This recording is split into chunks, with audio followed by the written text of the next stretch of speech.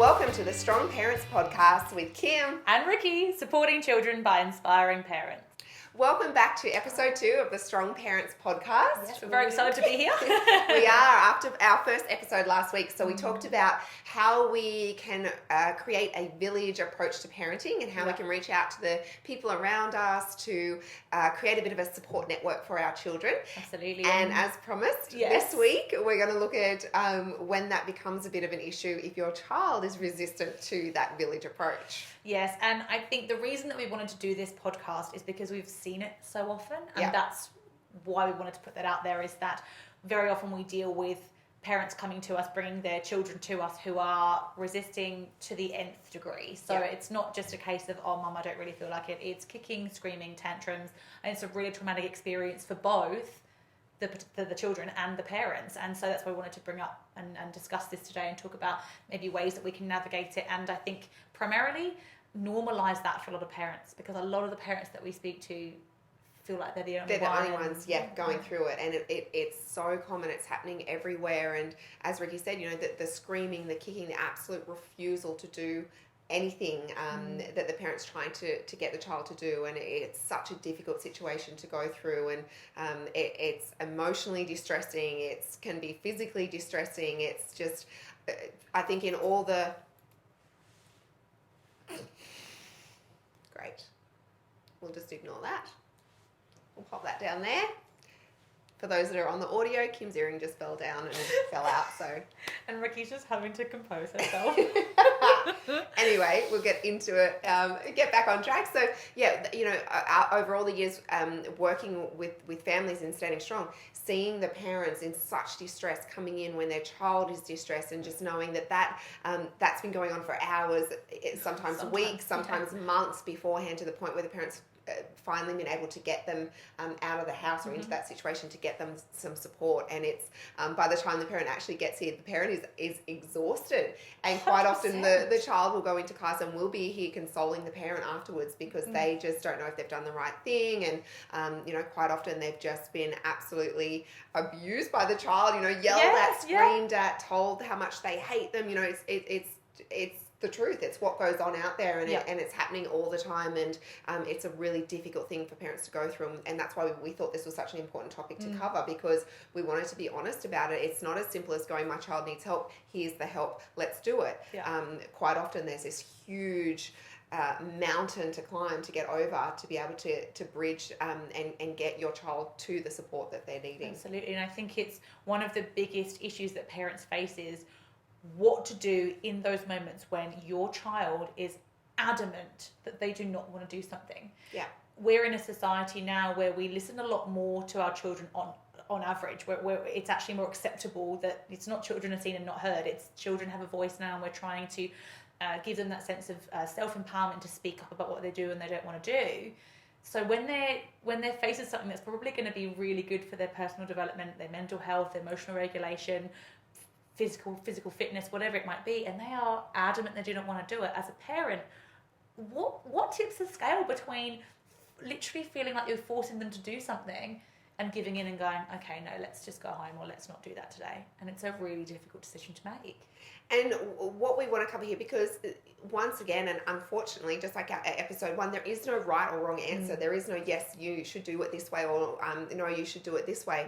So what our advice is, or what we recommend to parents, is look at the research out there, look at the evidence that supports the decision you're making. And then when you go ahead with that decision, make sure that you're monitoring your child. If you have made the right decision and it is the right space for your child, there should be positive effects starting to happen, and you should be able to notice those.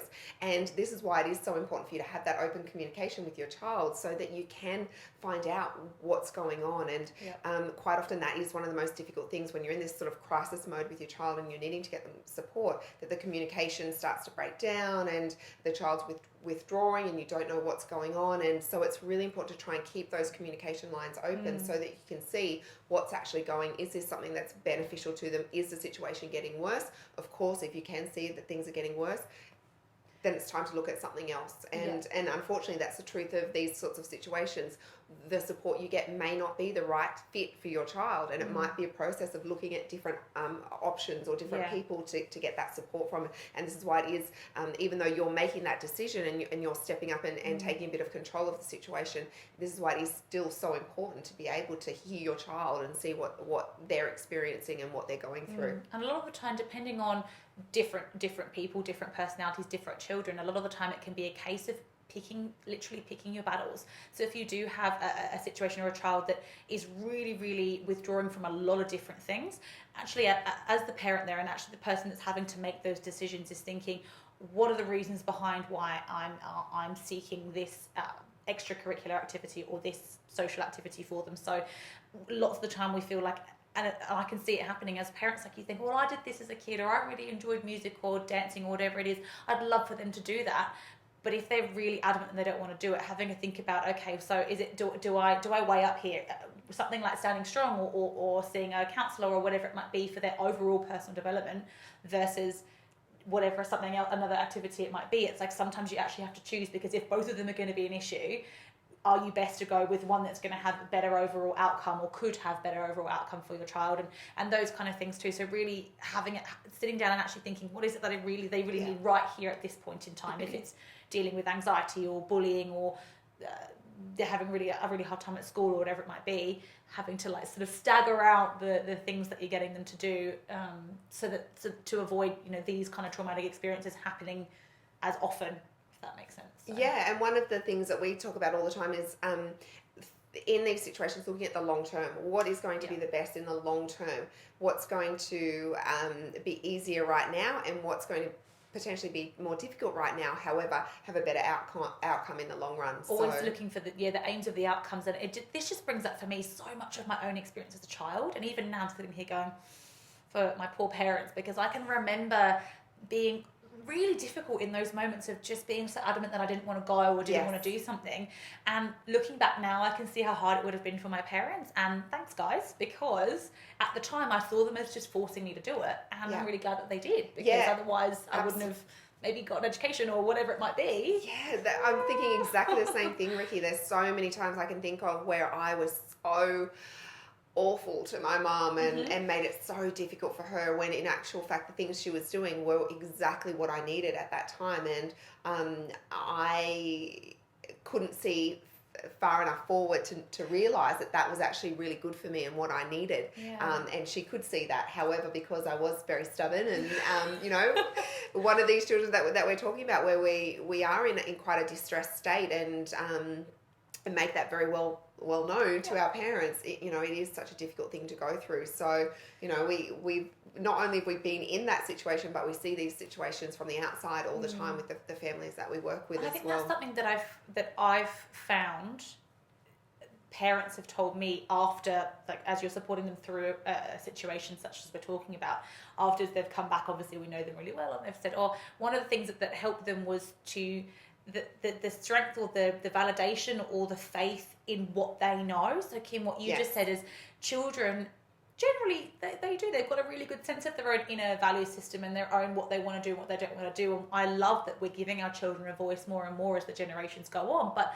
at the same time, as parents, as adults, we do have the added gift of perspective and hindsight. And so having strength in that and having faith in the fact that what's really good for your child. You might not know every single thing about them as they develop into their own little person and their own human being, given, granted, but you know so much more than you think you do at times. Yes, and I think the important thing as well to add here is that when you're, just like any of us, when your child is in a really distressed state, whether that's severe anxiety, depression, worry, fear, stress, whatever it might be, when those emotions are so elevated, we don't think clearly. We don't necessarily know what's best for us. And this is for adults as well. When we're in that state of high emotion, we don't make the best decisions. And so we need to look at our children that way as well. They might be saying, I want this, or I don't want this, or whatever it might be, but they may not necessarily be in a state to make a good enough decision about what they really need, or and quite often as well, a lot of the time they won't even say what they're really needing. They may resist stuff, but they won't even have sometimes the language or the communication skills to express what they want or what they really need. So they could just be saying no to everything, and it's actually your job to try and find something. And sometimes that comes with trying a little bit of everything, instead of just going, no, they don't want anything, so I can't do anything. Just going, no, okay, well, they don't know either, so we have to start somewhere. Yeah, absolutely. And I think the discussions, so these podcasts and videos are based off the discussions that Kim and I have very often, and I think something that you've actually brought up before, Kim, that I found that was really prevalent and applicable to this is taking care of yourself, parents. Yeah. What you have to go through. So very often we look at the child that's feeling really upset and what they're going through, and it's really awful, and Standing Strong, we're here for the child predominantly when you bring them into one of our classes, and then you see the child in there and they're actually having a relatively good time, and the parent's just completely exhausted and has just been through something equally as traumatic. So yeah, reaching out to your support systems, your friends, your partners, those kind of things, as well as maybe even counsellors and coaches to help through these situations, because it's really difficult. It's really hard. And often the focus goes on to the child. It's all about the child and what the child's going through. And in these cases, the parent is just as important in this situation. If the parent is not well, if the parent's not feeling good, if the parent's not feeling strong and supported, it's so much more difficult to be able to be that support person for the child. And so this is, once again, this is what this podcast is about putting this importance back on the parent, on taking care of you, and you having the support around you to get through these challenging times, because as we said, so many people are going through it, and it's not something that we're talking about on a daily basis. We talk about the good things, we share the good stories about our children, but we don't tend to go to barbecues and talk about the tantrums that they're having, this morning. that they you can find them for 2 hours because they left, and all sorts of things. We tend to put it all behind closed doors, and I think that's one of the beautiful things that we get to experience here at Standing Strong, is we get to see what people are going through, and the honesty and the truth and the rawness of what families are experiencing, raising tweens and teenagers, and this needs to be out there more. There needs to be more of a connection between parents to support each other through the challenging times, and a more encouragement of parents to reach out for support and to talk about what they're going through. Absolutely. And this is, again, one of the reasons that we're doing this too. So hopefully, like we said, there's no right or wrong.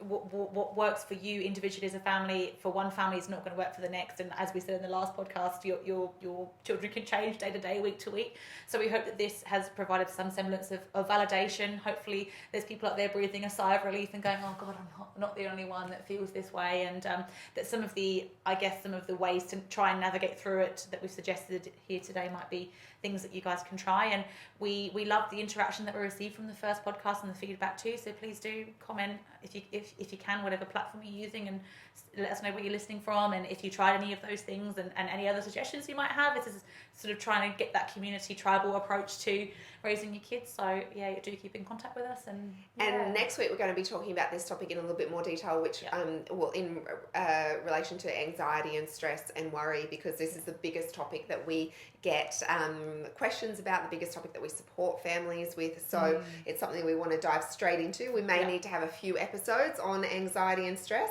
however we're going to start that topic from next week. So if you're out there, if you're struggling with supporting your child, if your child's having social anxiety, any types of stress, worry, anxiety at the moment, and you're not quite sure how to support them through that, or you're trying lots of different things, this is going to be the week to have a listen. All right, thanks guys. Bye.